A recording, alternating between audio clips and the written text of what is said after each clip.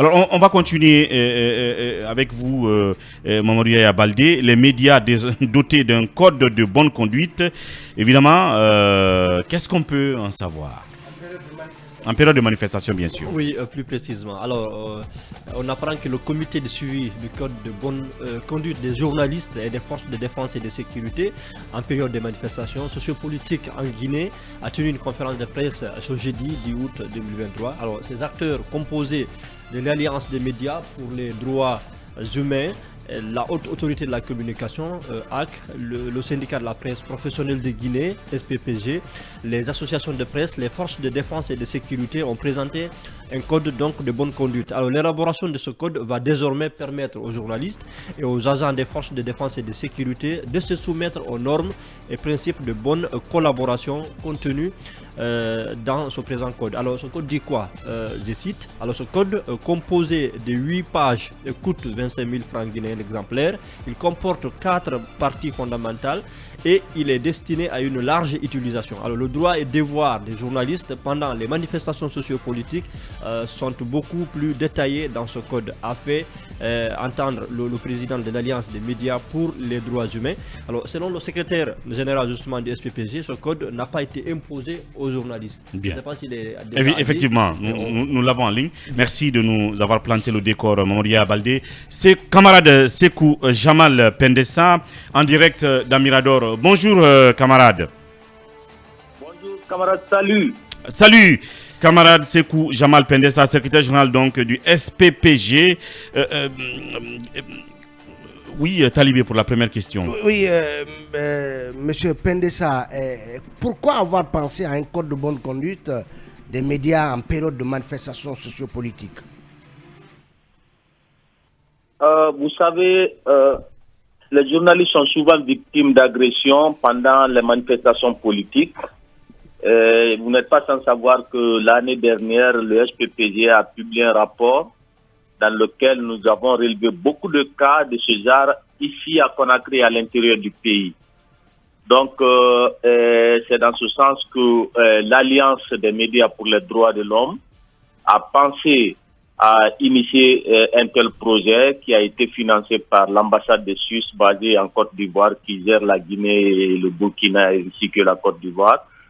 Et puis, beaucoup d'acteurs ont été réunis, parmi lesquels les associations de presse, le SPPG, la police, la gendarmerie, des magistrats, les défenseurs des droits de l'homme. Nous avons eu un premier forum au mois de mars dernier, forum au cours duquel nous avons élaboré ce document sur la base des plaintes, parce que le rapport du SPPG a été présenté pour que tout ce que nous allons faire reflète la réalité du terrain.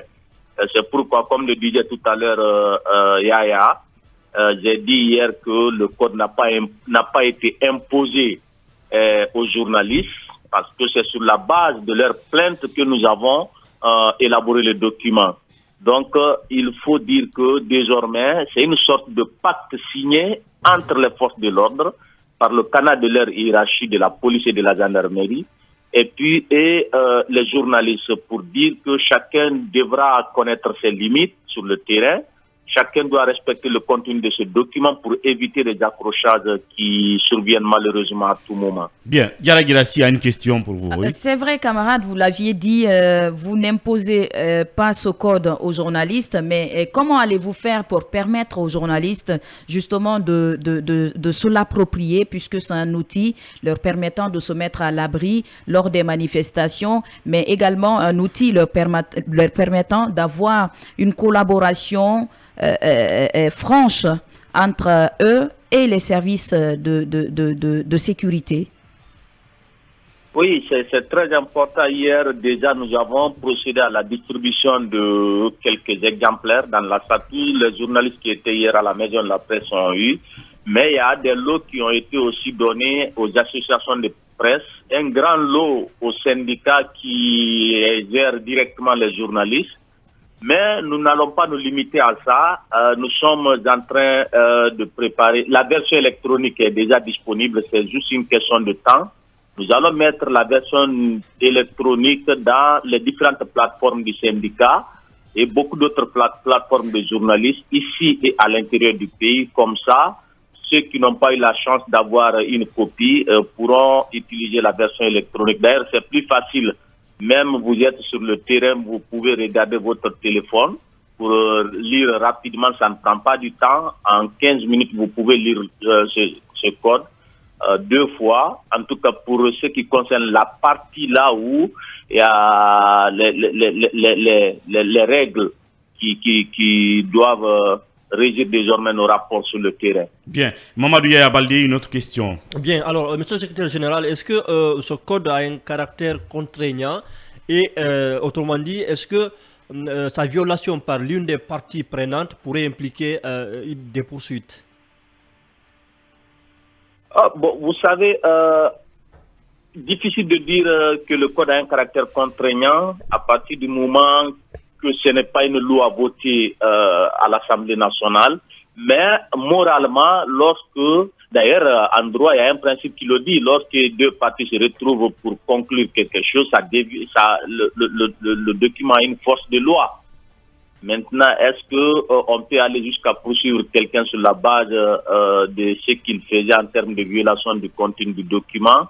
Ça, c'est autre chose. Dans tous les cas, chacune des parties s'est engagée solennellement hier parce que la police, les forces de défense et de sécurité ont été représentées dans la série de prises de parole par le colonel Mori Kaba qui s'est engagé à faire en sorte que de leur côté, que ce document soit respecté. Donc nous aussi, côté journaliste, on a pris des engagements qu'on va respecter le contenu du document. Je pense que nous sommes tous des hommes conscients. On fera en sorte qu'il n'y ait pas violation du document. Du document, voilà.